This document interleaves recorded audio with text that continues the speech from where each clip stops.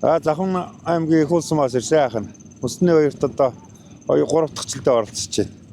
Тэгээ үндснийхээ өв соёлыг дээдлээ.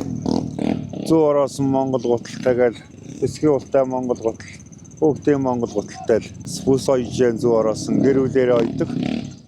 Энэ Монгол гутлыг ирэн тэгэл манай их улс өмчээр нь эстер үеэс голомжж ойж исэн. Яг манай гэр бүлийн тухайд бол нэг 10 гаруй жил ойж. Хүмүүс нэг сонирхож байна. Тэр борж байна эдэн гутал зарлаа. Одооны улс учраас нь залуучууд үндэсний өв соёлоо их дурж авдаг болсон байна. Энэ нэр нь хамгийн гол нь их сайн материалаар их хэрэгтэй.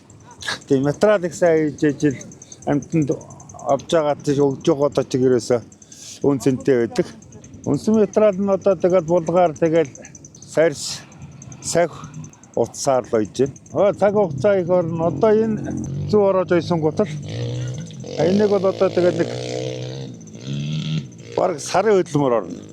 Тэгээ энэ ч одоо улс нэг үрчлэн ингээд зүү ороод дарж ойдог. Тэр нь баг сарын хөдөлмөр орж иж нэг юм гутал бий болдог. Хөдөлмөр их ордог. Өөр баярнууд явж байна. 5-6 хоногийн өмнө Улаанбаатар хотод очиж тэр их найд тодтааны төв дээр бас нэг 7 хоног нэг хэдэн гутал зарчаад тэгээд энэ усны хоёрыг зорж ирээд байж.